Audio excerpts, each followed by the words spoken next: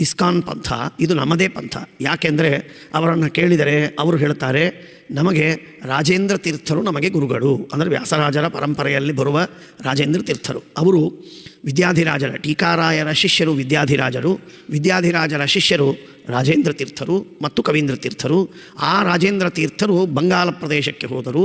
ಬಂಗಾಲಿಗೆ ಹೋಗಿ ಅಲ್ಲಿ ತಮ್ಮ ಸಂಪ್ರದಾಯವನ್ನು, ವೈಷ್ಣವ ಸಂಪ್ರದಾಯವನ್ನು ಪ್ರಚಾರ ಮಾಡಿದರು. ಆಗ ಬಂದದ್ದು ಚೈತನ್ಯ ಸಂಪ್ರದಾಯ. ಅದರಲ್ಲಿ ಚೈತನ್ಯ ಅಂತನ್ನುವ ಮಹಾಗುರುಗಳಾಗಿ ಅವರು ಆ ಚೈತನ್ಯ ಎನ್ನುವವರೇ ಸಾಕ್ಷಾತ್ ನಾರಾಯಣ ಎಂದು ಹೇಳುವಂಥವರು.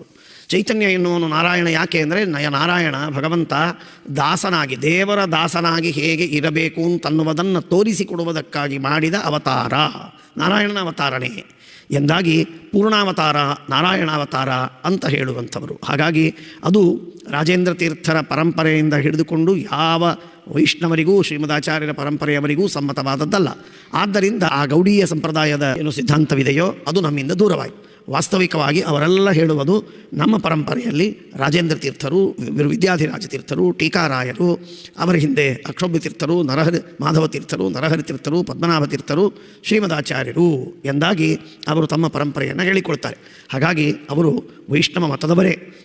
ಅಂತೆಯೇ ವಿಷ್ಣು ಭಕ್ತಿ, ಕೃಷ್ಣ ಭಕ್ತಿ ಇತ್ಯಾದಿಗಳೆಲ್ಲ ಅವರಲ್ಲಿದೆ. ಅಂತೆಯೇ ಗೋಪೀಚಂದನ ಇತ್ಯಾದಿಗಳನ್ನು ಕೂಡ ಅವರು ಹಚ್ಚಿಕೊಳ್ತಾರೆ. ಆದರೆ ಅವರಲ್ಲಿ ಸಮಸ್ಯೆ ಬಂದದ್ದು ಯಾವಾಗ ಅಂತಂದರೆ, ಯಾವಾಗ ಅವರು ಚೈತನ್ಯನನ್ನೇ ದೇವರು ಅಂತ ಭಾವಿಸಿದರು, ಆಗ ನಮ್ಮಿಂದ ಅವರ ಸಿದ್ಧಾಂತ ಪೂರ್ಣ ವಿಭಿನ್ನವಾಯಿತು. ಆ ಚೈತನ್ಯಾವತಾರ ಯಾವ ಪುರಾಣಗಳಲ್ಲಿ, ಯಾವ ಶಾಸ್ತ್ರಗಳಲ್ಲಿ ಹೇಳಿಲ್ಲ.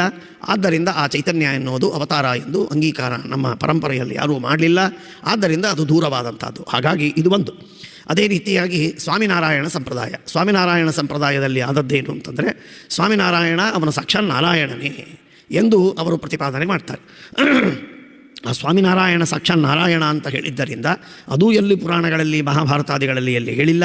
ಆದ್ದರಿಂದಾಗಿ ಅದು ಪರಮಾತ್ಮನ ಅವತಾರ ಎಂದು ಸರ್ವಥಾ ಭಾವಿಸತಕ್ಕದ್ದಲ್ಲ ಎಂದಾಗಿ ನಮ್ಮ ಸಿದ್ಧಾಂತದಿಂದ ಅವರ ಸಿದ್ಧಾಂತ ದೂರವಾಯಿತು. ಹೀಗೆ ಅವರೇ ನಮ್ಮಿಂದ ಬಂದವರೇನಲ್ಲ. ಆದರೆ ಅವರು ವಿಷ್ಣು ಭಕ್ತರು. ವಿಷ್ಣು ಭಕ್ತರಾಗಿದ್ದರೂ ಕೂಡ ಅವರು ಸ್ವಾಮಿನಾರಾಯಣ ಸಂಪ್ರದಾಯದಲ್ಲಿ ದೇವರೇ, ಕೃಷ್ಣನೇ, ಭಗವಂತನೇ ಸ್ವಾಮಿನಾರಾಯಣನಾಗಿ ಅವತಾರ ಮಾಡಿದ. ಅವಾಂತರ ಪ್ರಮೇಯಗಳು ಬೇಕಾದಷ್ಟಿವೆ. ಇರಲಿ. ಅವತಾರಾನ್ ಹರಿರ್ಜ್ಞಾತ್ವ ನಾಮತಾರ ಹರಿಶ್ಚಯೇ ತದಾವೇಶಂ ತಥಾ ಸಮ್ಯಕ್ ಜ್ಞಾತ್ವ ಮುಕ್ತಿರ್ನ ಚಾನ್ಯಥ.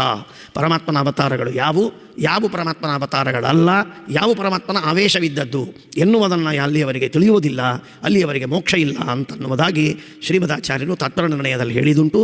ಆ ಕಾರಣಕ್ಕಾಗಿ ಈ ರೀತಿಯಾಗಿ ನಾವು ಶ್ರೀಮದಾಚಾರ್ಯರ ಸಿದ್ಧಾಂತವನ್ನು ಹೀಗೆ ಚೊಕ್ಕಾಗಿ ವ್ಯವಸ್ಥಿತವಾಗಿ ನಾವು ತಿಳಿಯಬೇಕಾದದ್ದು ನಮ್ಮ ಕರ್ತವ್ಯ. ಆದ್ದರಿಂದ ಪೃಥು ಚಕ್ರವರ್ತಿಯೂ ಕೂಡ ಇವನು ಸಾಕ್ಷಾತ್ ಭಗವಂತನಲ್ಲ, ಇವನಲ್ಲಿ ಭಗವಂತನ ಆವೇಶವಾಗಿದೆ ಎಂದಾಗಿ ನಾವು ತಿಳಿಯಬೇಕು. ಬಲರಾಮದೇವರು ಅಷ್ಟೇ. ರಾಮಾನುಜ ಸಂಪ್ರದಾಯದಲ್ಲಿ ಬಲರಾಮದೇವರು ಪರಮಾತ್ಮನ ಅವತಾರ ಅಂತ ಹೇಳ್ತಾರೆ. ನಮ್ಮಲ್ಲಿ ಬಲರಾಮದೇವರು ಪರಮಾತ್ಮನ ಅವತಾರವಲ್ಲ, ಬಲರಾಮದೇವರಲ್ಲಿ ಪರಮಾತ್ಮನ ಆವೇಶವಿದೆ. ಹಾಗಾಗಿ ರಾಮಾನುಜ ಸಂಪ್ರದಾಯದಲ್ಲಿ ಬಲರಾಮ ಪರಮಾತ್ಮನ ಅವತಾರ ಅಂತ ಅವರು, ಬಲರಾಮ ಪರಮಾತ್ಮನ ಅವತಾರ ಅಲ್ಲ, ಕಿಂತು ಆವೇಶವಿದೆ ಅಂತ ನಾವು. ಚೈತನ್ಯ ಭಗವಂತನ ಅವತಾರ ಅಂತ ಹೇಳ್ತಾರೆ, ಸರ್ವಥಾ ಅವತಾರವಲ್ಲ, ಆವೇಶನೂ ಅಲ್ಲ ಅಂತನ್ನೋದು ನಮ್ಮ ಸಿದ್ಧಾಂತ. ಸ್ವಾಮಿನಾರಾಯಣ ಅವತಾರ ಅಂತ ಹೇಳ್ತಾರೆ, ಅವತಾರವಲ್ಲ, ಆವೇಶನೂ ಅಲ್ಲ ಅಂತ ನಮ್ಮ ಸಿದ್ಧಾಂತ. ಹಾಗಾಗಿ ಆ ವಿಷಯದಲ್ಲಿ ಬಲರಾಮ ಪುರಾಣದಲ್ಲಿ ಬಂದದ್ದು, ಆದರೆ ಅದು ಅವತಾರ ಅಂತ ಬಂದಿಲ್ಲ, ಅವತಾರ ಅಂತ ಹೇಳಿಲ್ಲ. ಪೃಥುಚಕ್ರವರ್ತಿ, ಬಲರಾಮ ಇತ್ಯಾದಿಗಳು ಭಗವಂತನ ಅವತಾರವಲ್ಲ, ಕಿಂತು ಪರಮಾತ್ಮನ ಆವೇಶವಿರುವಂಥದ್ದು ಎಂದಾಗೇ ಹೇಳಿದ್ದು ಬಲರಾಮದೇವರನ್ನು. ಎಂದೆಂದಿಗೂ ಅವತಾರ ಅಂತ ಹೇಳಿಲ್ಲ. ಆದ್ದರಿಂದ ಅವತಾರ ಅಂತ ತಿಳಿಯಬಾರದು ಎನ್ನುವುದಾಗಿ ಶ್ರೀಮದಾಚಾರ್ಯರು ನಿರ್ಣಯವನ್ನು ಕೊಡ್ತಾರೆ. ತಮ್ಮ ಶಾಸ್ತ್ರದಲ್ಲಿ ಎಲ್ಲ ಕಡೆಗೆ ಹೇಳ್ತಾರೆ.